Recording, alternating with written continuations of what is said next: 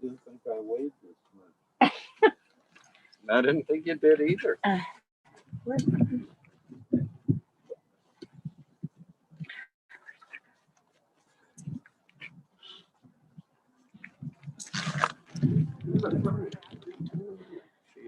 Hey, Jacob.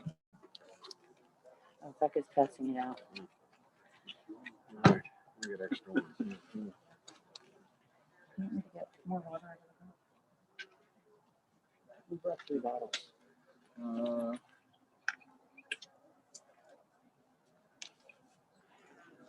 Fred's going for a ride. I'm getting up. Okay. Me too. All right. Well, we'll see how much. I don't know where those 3 bottles are. But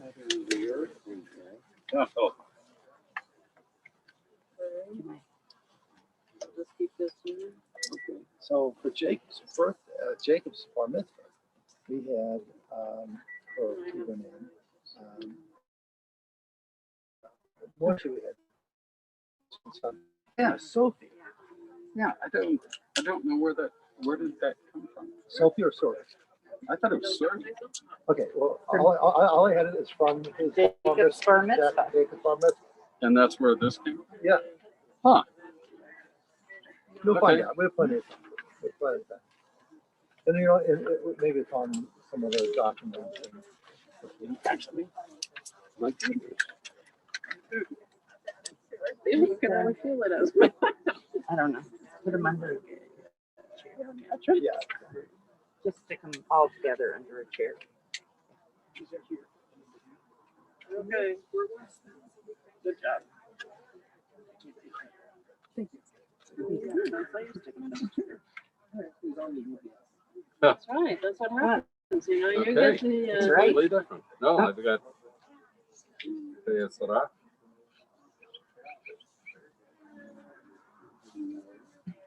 You have to wait through my chicken scratches. So it's for Sylvia. Yeah. The Chayasara. Yeah. Yeah. Okay, well, So- I took it from the old bar mitzvah thing. Yeah. It's okay. Now, is she very pure? Oh, Sylvia. So, I don't no, know. Where's she? I don't know where she is. But I think we probably.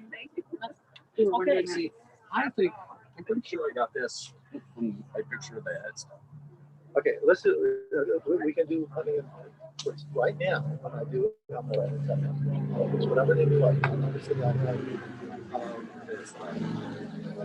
Chayasara. What is it? Sarah. Yeah.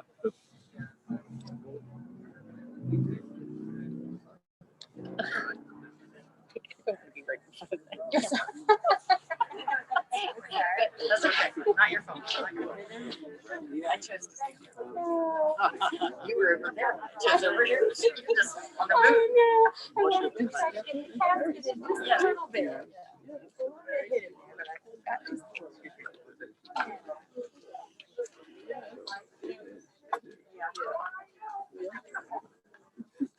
Well, folks are welcome to sit here, and we can also move the chairs a bit, whatever everyone's comfort level is. This is my cousin Doug. I'm gonna see. John's gonna see.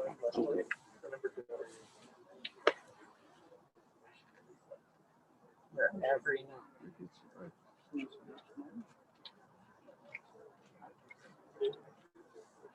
You sure or not? Yes, I do.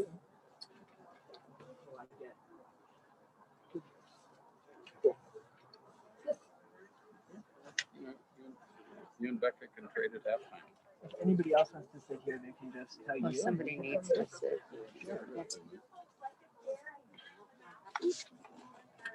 Sit down.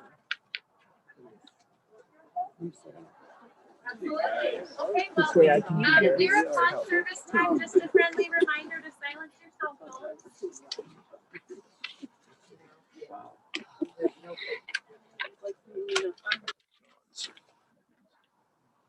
Yeah.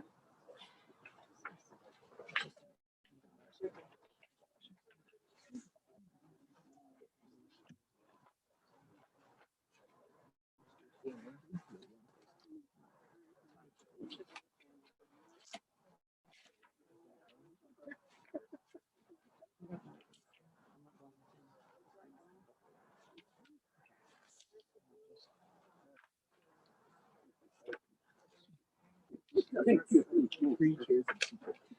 Yeah.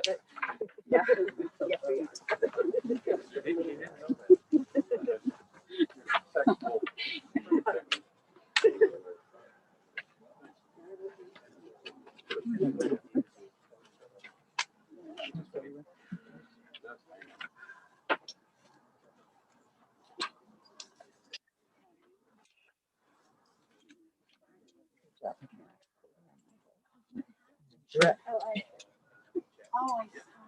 Uh-oh.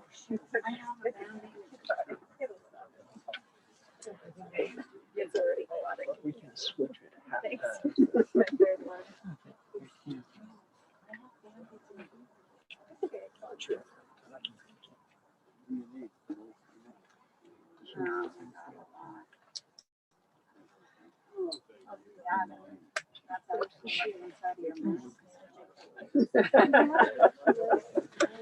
Or you can do this.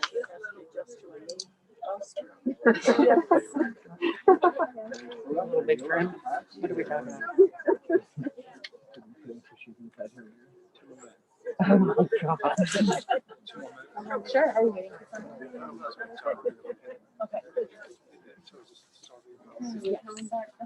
Where's your dog? He's talking to her. Okay, perfect. John.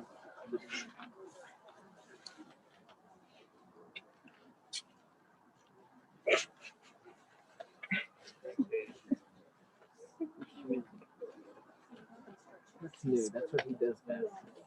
There you go. You didn't need that book, did you?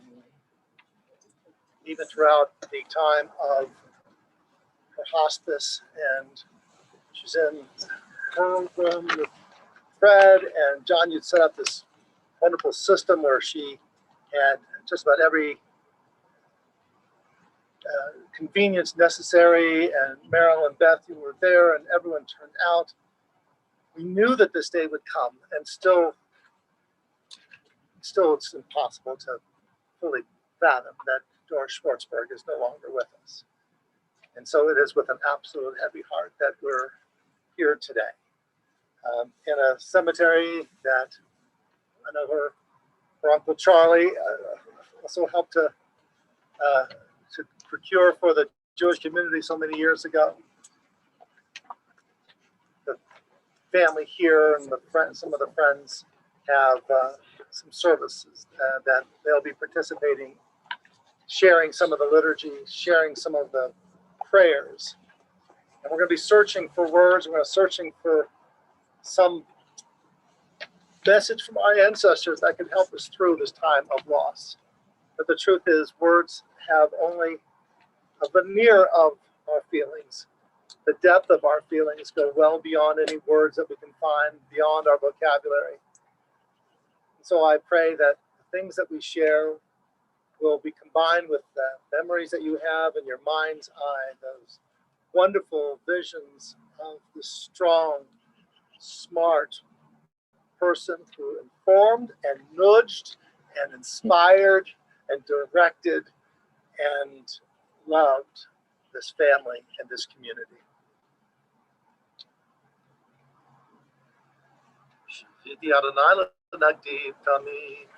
Kimini balamod la chen samat lebi v'yagir kavodia disvari lishkon la betach kilo tazov nafshi lishol lo titein chasid chal yerod shachat torieni orech chayim sobos machod panecha nimod b'mincha netzach.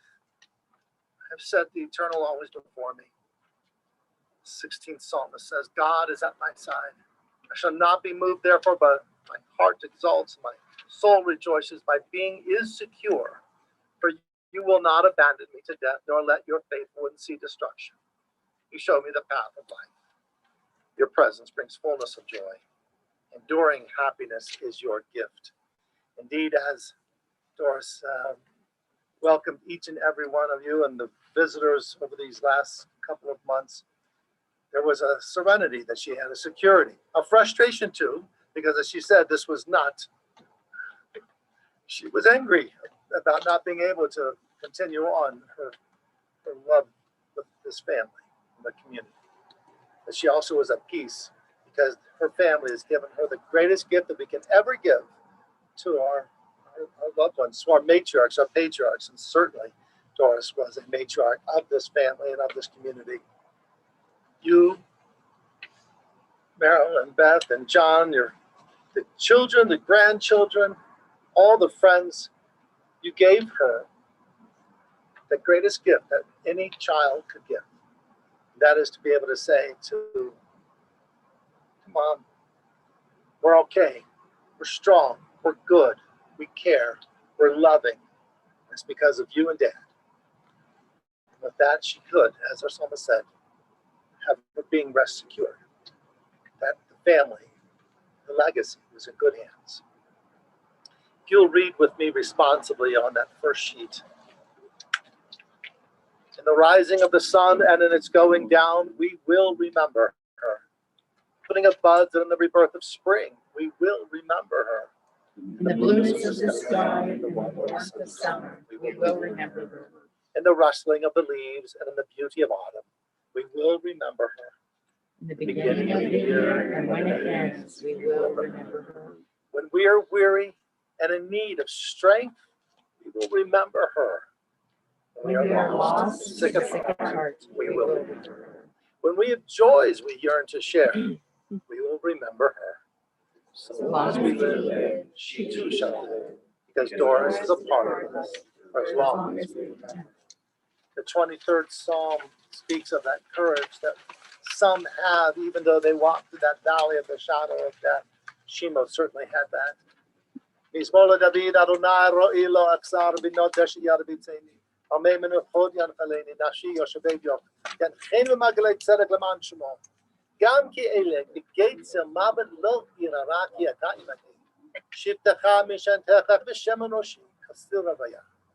Ach tov v'chesed yidachon kol yemei chayai. V'shafti b'veit Adonai le'orech yamin. We read together a psalm of David. Adonai, you are my shepherd, I shall not want. You give me rest in green pastures and lead me beside still waters. You restore my soul and guide me in straight paths for the sake of your name. Yea, though I walk through the valley of the shadow of death, I will fear no evil, for you are with me. Your rod and your staff comfort me. You prepare a table before me in the presence of my enemies. You anointed my head with oil, my cup runs over with bounty. Surely goodness and mercy shall follow me all the days of my life, and I shall dwell in the house of Adonai forever. Every Erev Shabbos. Doris, no disrespect, Fred, but Doris.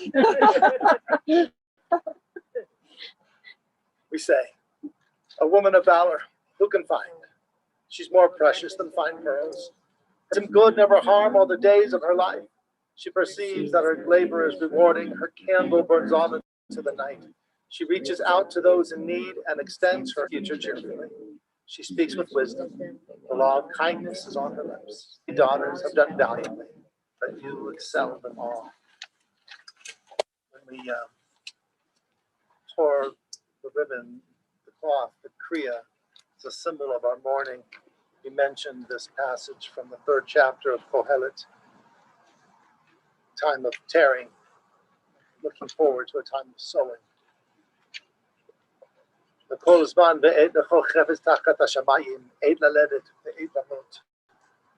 We say a season is set for everything, a time for experience and for heaven, a time for being born and a time for dying, a time for planting and a time for uprooting the planting, a time for slaying and a time for healing, a time for tearing down and a time for building up, a time for weeping, a time for laughing, a time for grieving, a time for dancing, a time for removing stones and a time for gathering stones, a time for embracing and a time for keeping and a time for letting go, a time for tearing, a time for sowing, a time for silence, a time for speaking.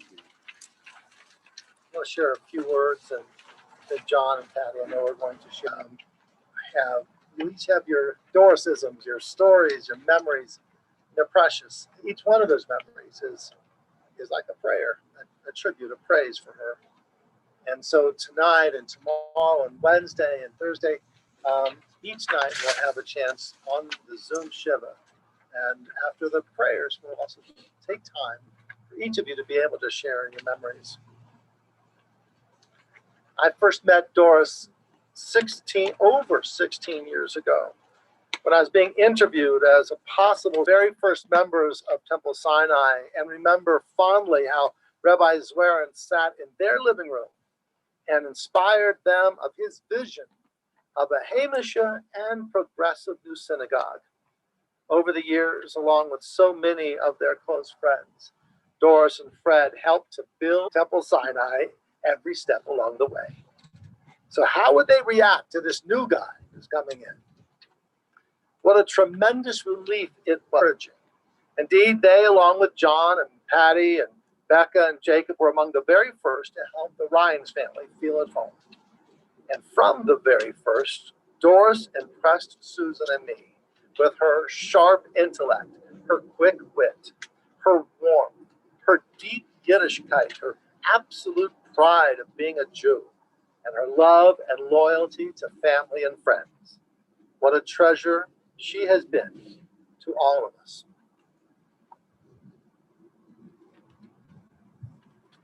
Yes, Fred, Meryl, David, Beth, Mark, John, and Patty, we all mourn along with you.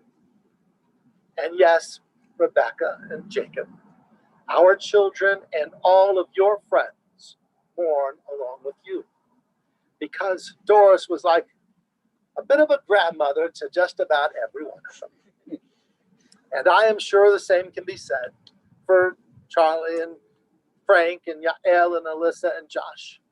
I am sure that your friends who knew Doris, are also brokenhearted as well. Doris was one of Temple Sinai's first religious school teachers, and by every account, she expected the very best behavior and attention from her students. That may have been too much to ask for some of those students, and I'm not mentioning any names, but you know who you are. But the fact that she took her role as a Jewish educator so seriously made a positive impression on them all.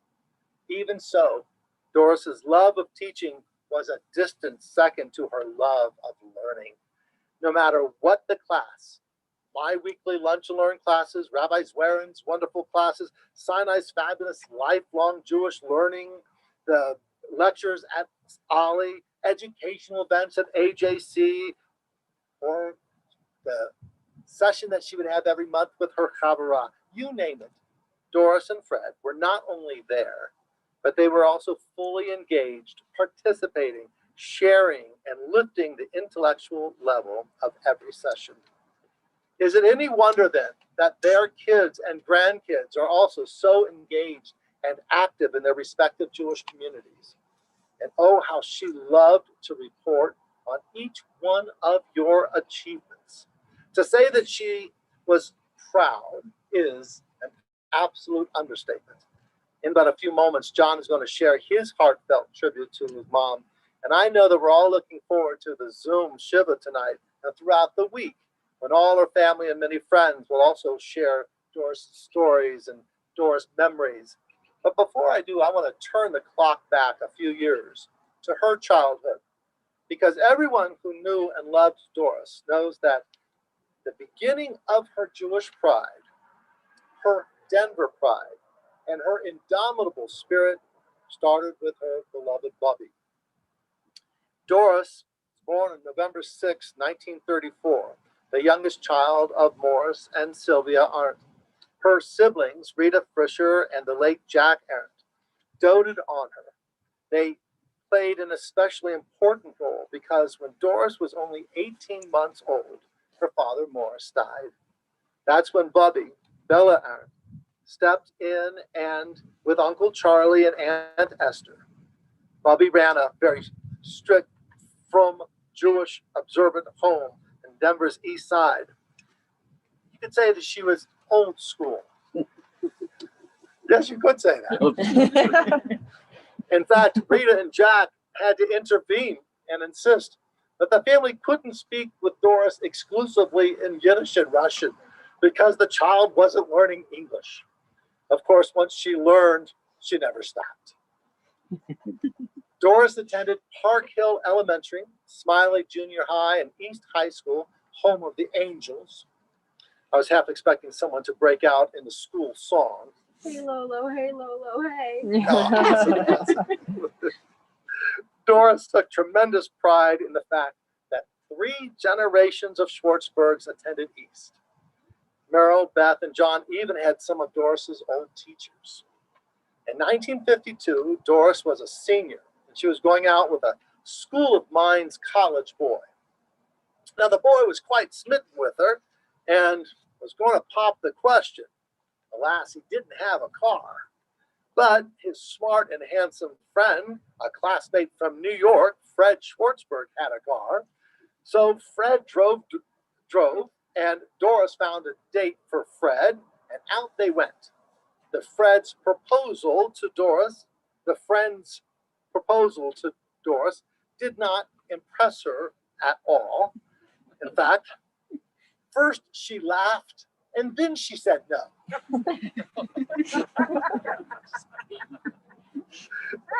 And you can all picture it. Yep. Perhaps a bit intimidated himself, Fred took a few months before working up the nerve and asking Doris for a date. But he did at last. And it was to a School of Mines football game. And eventually they started to go out more and more. And then Fred proposed. He proposed in the spring of 1953 on a lovely bench right outside the boathouse in City Park. And Doris didn't laugh. She said yes. They married on May 2nd, 1954. The wedding was at the Astor Hotel in New York City. They went to New York because that's where Fred's family was. And they honeymooned in the New York Alps. That's the Catskills, which Coloradans might sniff are mere hills, but for New Yorkers, they're pretty good. Fred and Doris made their first home in West Hartford, Connecticut, as he took a job with Pratt & Whitney. Their love was blessed with the birth of Merrill. Fred was then hired by a research institute in Columbus, Ohio, where he continued his studies and earned a master's degree from the Ohio State University. And even more significantly, that's where Beth was born. And then Martin Marietta in Denver hired Fred, so the family moved back here. Fred was with Martin Marietta from 1959 to 1983, and then he started his own engineering firm, Rocky Mountain MTech. He worked until recently, and what a joy it was for both Fred and Doris to watch as John became the president and the head of MTech. While Fred was developing his career, Doris continued her education and her career. She earned her degree in organizational communications from Metro and became a key staffer for District Attorney Dale Tooley. Among her most important projects was to start the Victim Witness Advocate's Office, one of the very first of its kind in the nation. Doris was also a tireless volunteer, giving her time and considerable talent to help Temple Sinai, or the AJC, or as a docent for the Colorado History Museum, and as a county chair for the Democratic Party. After family, friends, and faith, the next loves for Doris and Fred: travel. They went a number of times to Israel, throughout Europe, especially those European river cruises, the Caribbean, and then perhaps her favorite place, the Orient. She loved to travel to the East, and she adored Oriental art. Over the past several months, we knew that Doris's health was fading. Still, her family rallied around her. John engineered all the electronic comforts, and oh, how she loved to boss Alexa around. Merrill and Beth rented a place close by so that they could spend as much time with her as possible. The grandkids called and visited, and Fred, you were absolutely heroic as you tenderly lifted her spirits. Of course, she was disappointed to learn that she was not going to get better. But her disappointment was not self-pity. It was a frustration that she could no longer be able to hear about the kids and the grandkids and to root them on and fell with pride as their sweet journeys unfolded. Well, that now is for us. We began the service a few moments ago by reciting the lines, "We will remember her when." Well, we most certainly will remember her when we have stories and experiences to share. Well, her neshama, her soul is bound up with God and with each of you, her loving family, and with her friends and this community. So I know that I will be among those who will look over to my right-hand side, just 3 seats over, and I'll be looking for Doris's face sitting right next to Fred.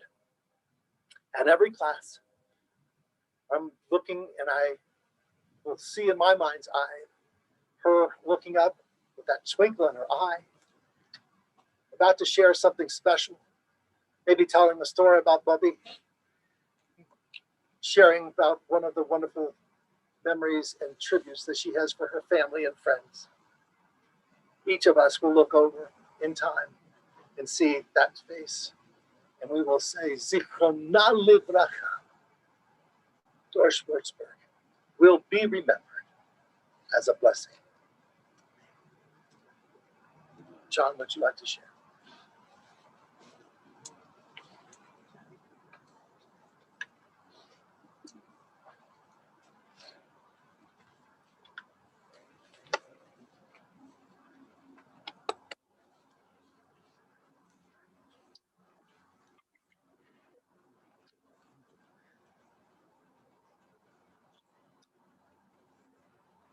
Mom was big on education, as you may have gathered. So we'll start with a quick piece of learning.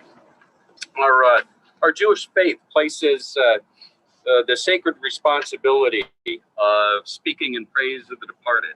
Hesped is what it's called. The mitzvah of eulogizing our loved ones. This obligation arises from a verse in Genesis after the passing of Sarah. It says, Abraham came to eulogize Sarah and to cry for her. From this passage comes our faith's obligation to both praise and lament the passing of those who we cherish, and especially for the mitzvah of eulogizing a parent.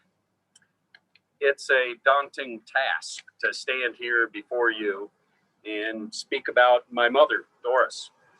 All of you who knew her, and anybody who listened to the rabbi's words, know that she was a complicated individual.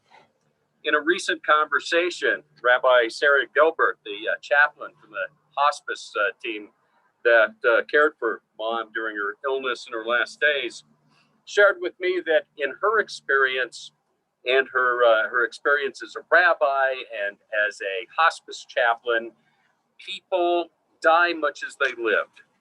My mother was strong, dare I say, headstrong maybe, vocal, opinionated, exacting, and there was always little doubt about her desires, her intentions, her beliefs, or her opinions.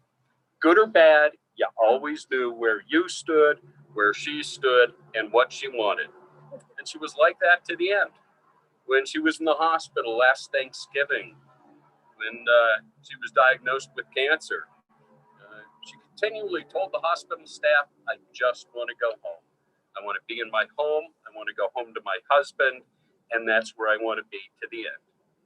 And she was all in for the plan to make that happen. And thank God, Baruch Hashem, we were able to make that happen. She and Dad spent a lifetime cultivating their domestic environment. Their home reflects their love for art, culture, the arts, their travel. And it was important to her that her home be kept just so. And if she noticed any little thing that was out of place, it was taken care of immediately. She took great pride in the furniture, the furnishings, the order of her house, and she was relentless in making sure nothing was amiss. There have never been fringes on rugs that have been more tenderly massaged and carefully arranged than those in her house. Not one out of place, ever.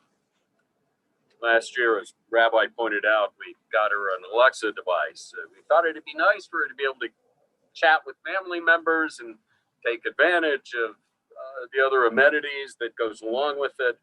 And in keeping with her personality, she was ever so polite to this electronic device. So polite, in fact, that often it didn't do what she wanted. I had to convince her that she didn't have to say please and thank you to Alexa, that she had to get bossy with it and make it happen. And she persisted in being overly polite. There was one call with Becca. And Mom decided it's time to go on to the next thing. So just out of the blue, she said, Alexa, I'd like to say goodbye to Becca now.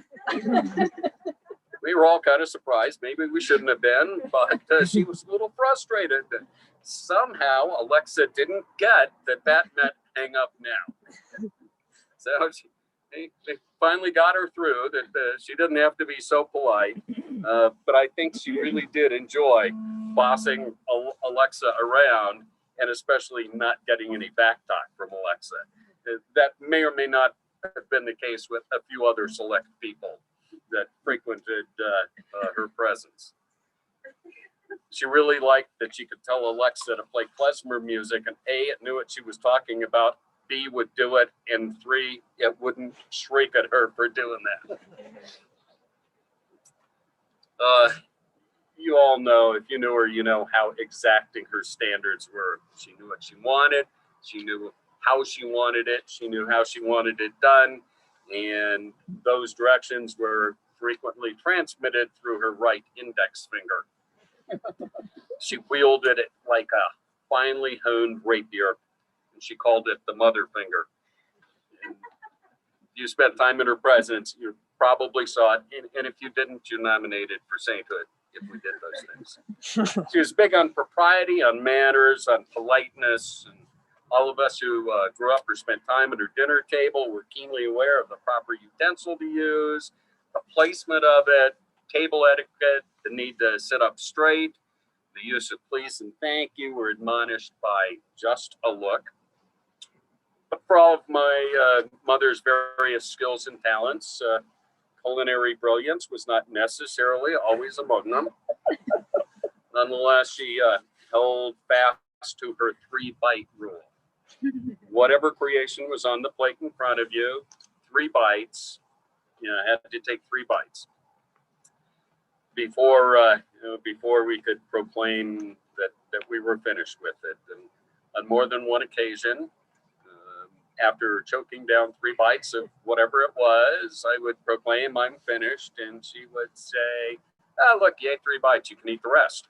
I came to call it the 3-bite bait and switch. I think there might be a couple of grandchildren that know about that as well.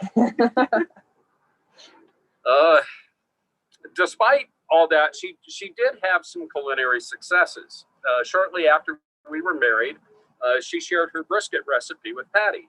A few years later, when we started hosting family dinners for Yom Tov and holidays and Shabbos, Mom would rave about Patty's brisket. One time she asked Patty, "Where did you learn to make such a great brisket?" Patty said, "It's your recipe." And she was surprised. She said, "I never made it this good." So, it was a great success, even though it was somewhat vicarious. As I mentioned, she was a great supporter of the arts. She was an artist, a hobby artist. I remember art shows on the sidewalks of Central City back in the 60s, long before any thought of gambling. She would exhibit her work there. She took classes at Opportunity School, at the Art Students League of Denver. She would sometimes accompany Dad on his trips, business trips, to New Orleans and other places. And while he was doing business, she would spend her time taking in the sights, sketching and painting. Family drives in the mountains would be suspended temporarily, or not so temporarily, while she committed some vista or scene or something she saw to her ever-present sketchbook. During the last few years, when she was done with her artwork, she took great pride and happiness in forwarding her art supplies to Patty to use in her art studio. There was always classical music in the house, always, always, always. From the time I was young to literally the moment she left us. She grew up listening to the Metropolitan Opera, Saturday matinee broadcast on the radio with Aunt Esther as a child, and continued that into her adult life. And even up until last year when the theaters closed down, she and Dad loved to go to the theater to see the live broadcast of the Metropolitan Opera on the large screen.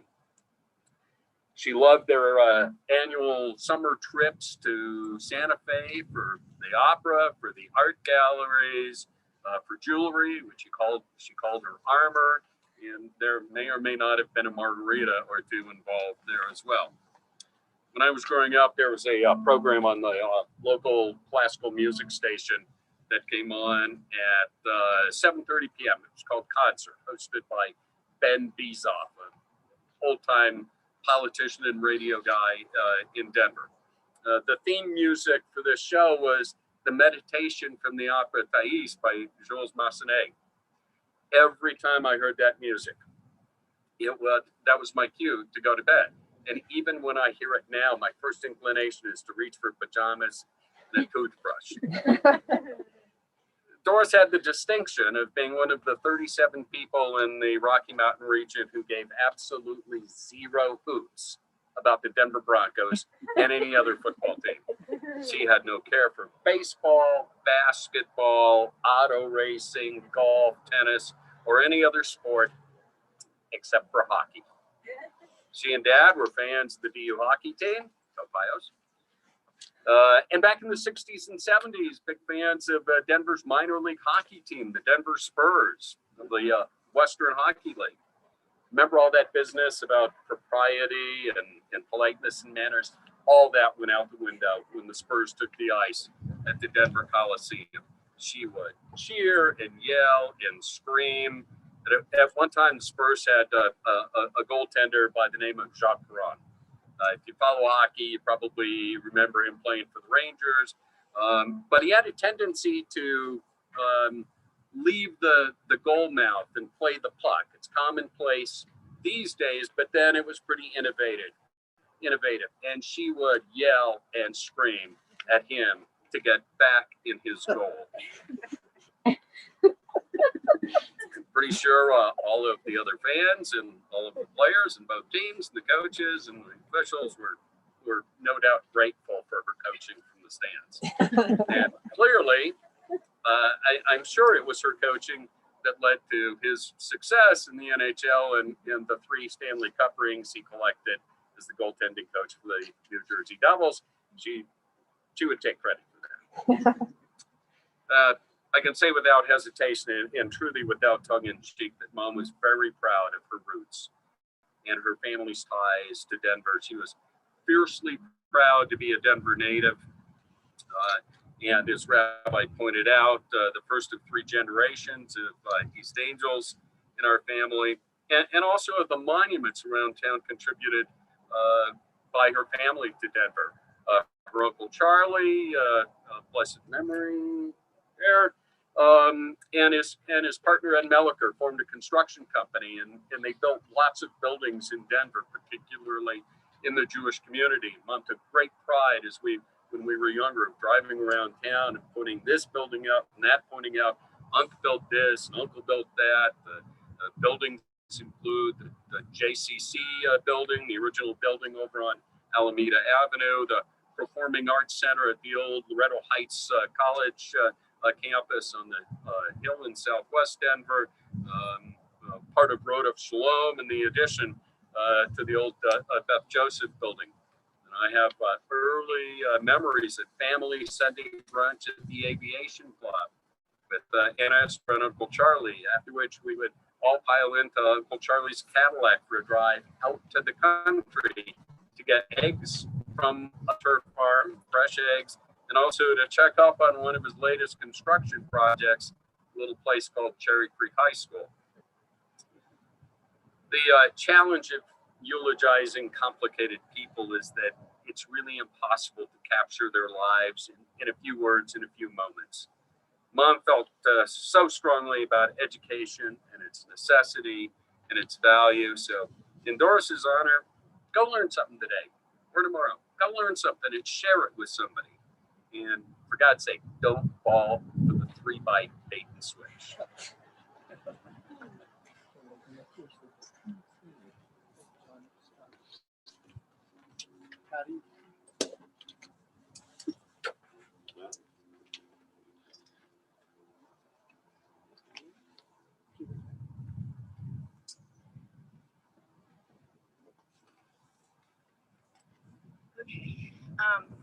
I want to try to share a story about the first time I met Fred and Doris.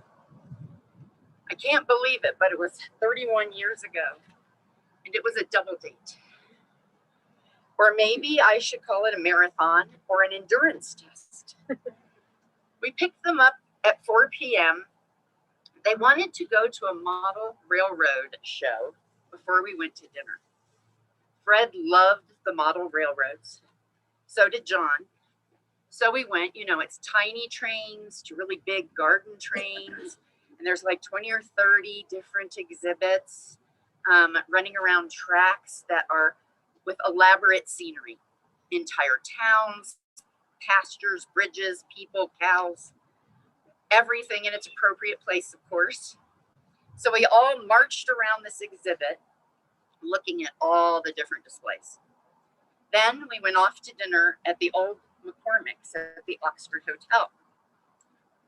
Doris was a fierce woman, and I say that in the most loving way. She spoke her mind always. Her beliefs were strong, and she was never shy about sharing them. There's definitely a theme through everything today. As soon as we ordered, the small talk was over. Question after question. Where did you grow up? What does your father do? Where did you go to college? What did you study? What are your hobbies? What about religion and politics? We were both very involved in politics. All those topics you aren't supposed to talk about, except for one. We talked about. It went on a very long time. I realized I was being grilled. Maybe sometimes even tested to see how I handled myself. All the while she smiled and laughed. You think that would be the end of the day, but no, then we went to the symphony, which was a really nice break for me. Then out to dinner afterwards. I'm out for drinks. After the symphony, we went out for a drink. And I decided I must have done okay at dinner because she was easier on me then, but maybe it was the cocktail. We dropped them off just before midnight. Nearly 8 hours for the first time of meeting the parents. Who does that? Well, thinking back about it now, I was wondering, was this Doris's test or John's? Probably both. Anyway, I passed the inspection, I suppose. Not sure how she felt about me that night, but I do know this. She loved her family. From someone looking in from the outside, that date was like watching a lioness protecting her cub while smiling the entire time. We had a wonderful relationship based on love and respect. I will miss you, Doris.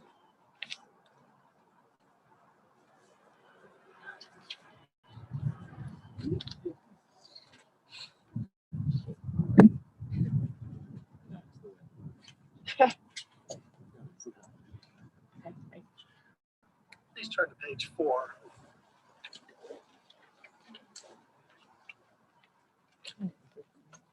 We say together, birth is the beginning and death the destination. And life is a journey, a going, a growing from stage to stage, from childhood to maturity and youth to age. from innocence to awareness and ignorance to knowing, from foolishness to discretion and then perhaps to wisdom, from weakness to strength or strength to weakness and often back again, from health to sickness and back we pray to health again, from offense to forgiveness, from loneliness to love, from joy to gratitude, from pain to compassion, and grief to understanding, from fear to faith, from defeat to defeat to defeat, to looking backward or ahead, we see that victory lies not in some high place along the way, but in having made the journey, stage by stage, a sacred pilgrimage. Birth is a beginning and death a destination, but life is a journey, a sacred pilgrimage, made stage by stage, from birth to death, to life everlasting. We're going to prepare now for the lowering of the castle and the Kagura, and let's take our time. So, if Fred, you want to come over to that area, that's where we're going to be chanting El Malei Rachamim. We'll also have a sprinkling of the earth from Jerusalem that Feldman just so kindly put together.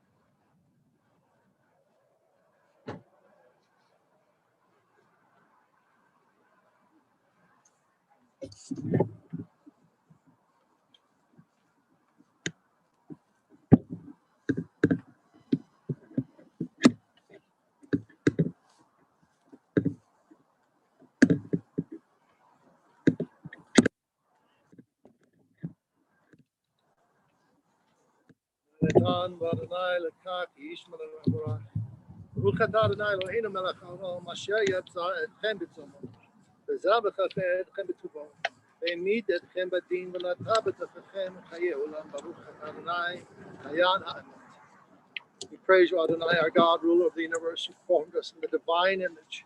You've nourished and sustained us in goodness. You have made us mortal, and yet you have implanted immortal life within us.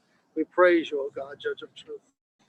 אתה גיבור העולם אדוני רב לא חשיר, מחכה חיים בחסד, מחיי מתים ברחמים רבים, סומך נופלים ורופא חולים, מתיר אסורים, ומקיים אמונתו לשני עפר, מחמוך בעל גבולות ומדומה לך, מלך ממית ומחי מתמך ישועה, ברוך אתה אדוני, נוטה בתוכנו חיי עולם.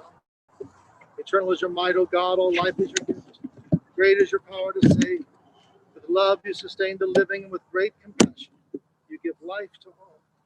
You send help to the falling and healing to the sick. You bring freedom to the captive. And you keep faith to those who now sleep in the dust.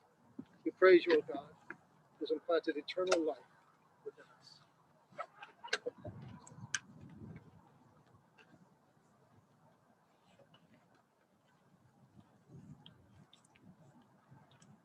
And we're going to have Kagura. Before we do this little earth from Jerusalem, and give you some as well.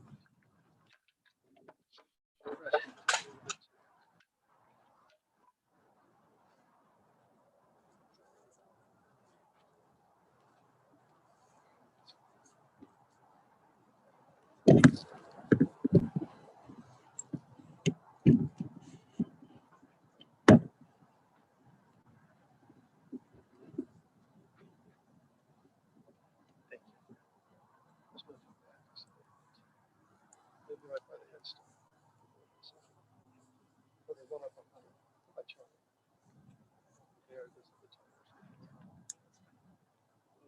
Is that okay? Well, people are going to come. Okay. Then you're good. One.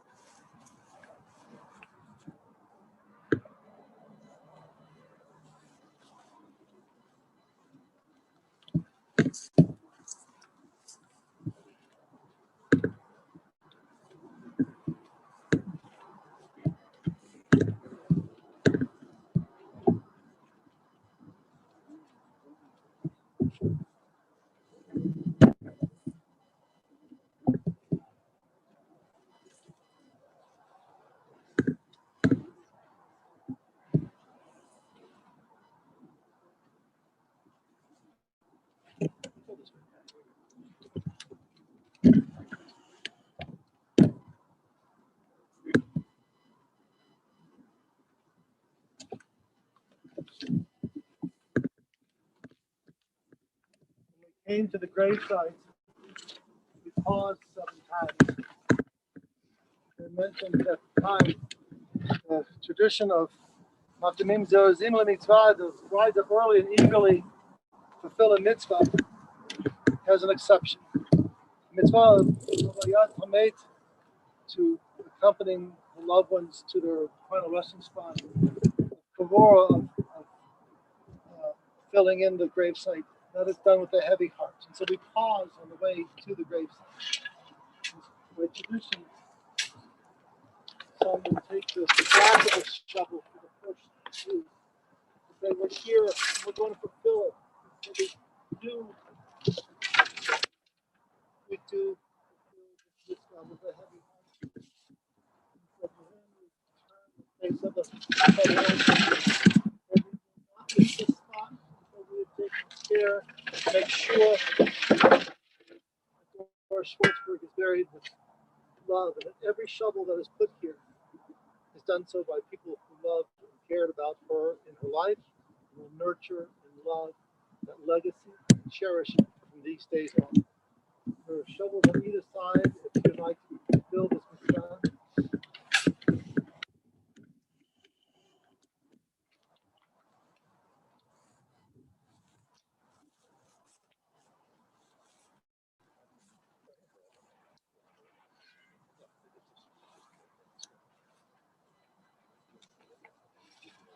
As much as you can, we need to fill it out.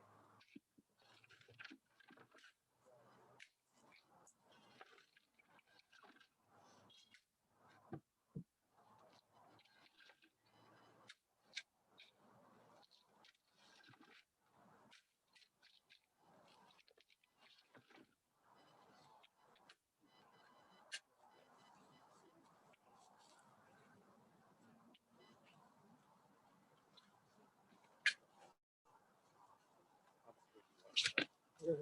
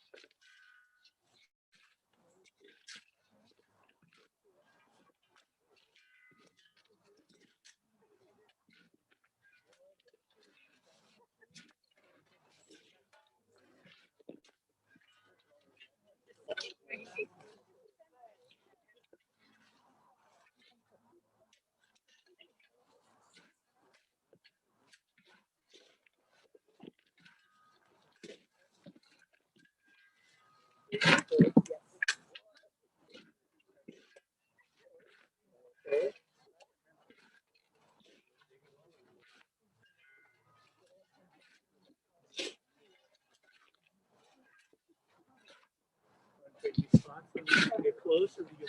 I don't want to take your time.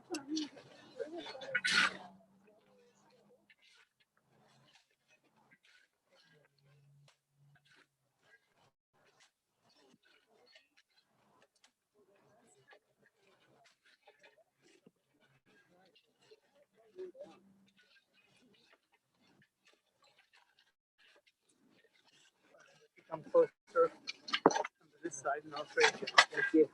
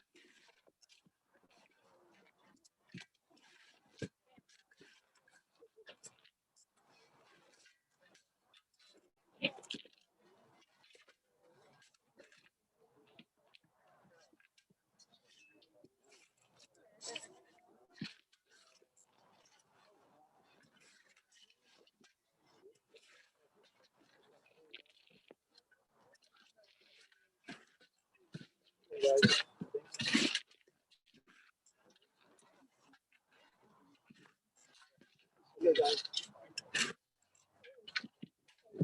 It's for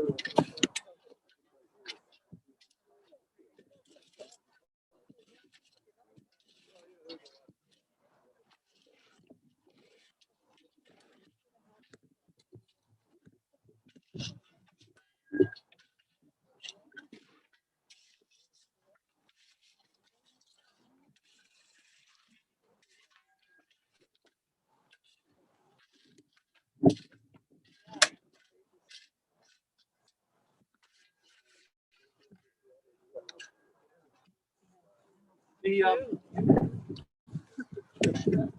letters at the bottom of the gravesite of each of the headstones. May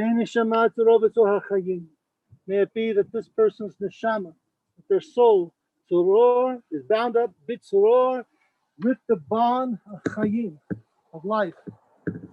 Indeed, each one of us who has a neshama from God, that all neshamot are of God and continue to be bound up with God. But this acronym also, this phrase, which we'll chant in but a moment with Ramalei Rachamim, also means that her soul, her neshama, is bound up with Chayim, the living, the truth.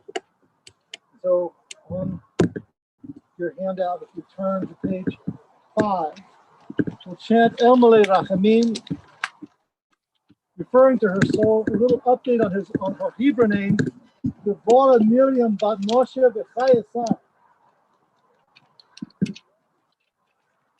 El Malei Rachamim Shochein B'Maromim B'Mseh Menucha Nechona Al Kanfei HaShechina B'Ma'alot Kedoshim Tchorim B'Zohar Raki HaMazirim Et Nishmat Devorah Miriam Bat Moshe B'Chayesah שהלכה לעולמה, בגן עדן תהיה מנוחתם, לכן בעל הרחמים יסיריה, בסתר כנפיו לעולם.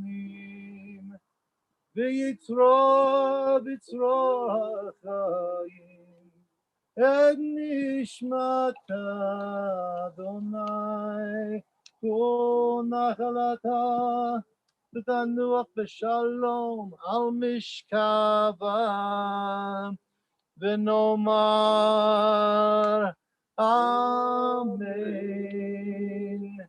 We say, O God, exalted and full of compassion, we pray that you will grant perfect rest and peace and eternal comfort in your sheltering presence to the soul of our beloved Doris Schwartzberg.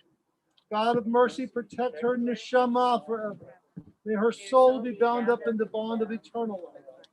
Adonai, you are her portion. May she rest in peace. Let us say, Amen. The Kaddish poem is on page 6.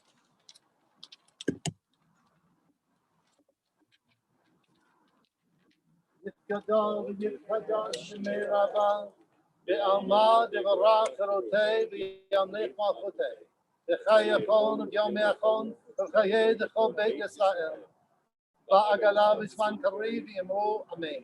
Yei shemei rabba mevarach le'olam u'lalmei almaya yitbarach v'yishalach v'yitba'ar v'yitromam v'yitnaseh v'yitadar v'yitaleh v'yitalal Shemei Kedusha Barichu Le'ela Min Kol Berchata V'Shirata Tush Bechata V'Nechamata Da'amiram Be'alma V'Imru Amen Yeh Shalom Rabba Min Shemayim V'Chayim Aleim V'Kol Yisrael V'Imru Amen Osei Shalom B'Imru V'Ya'asei Shalom Aleinu V'Kol Yisrael V'Imru Amen. We say, for the ties of love that death cannot sever, for the companionship we shared along life's path, for those gifts of heart and mind which have now become a precious heritage. For all this and more, we are grateful. Now help us, O compassionate God, not to dwell on sorrow and pain. Help us instead to find within our hearts the courage to return to the tasks of life and its joys. To Meryl and Beth and John and your wonderful family. But Fred, God bless you.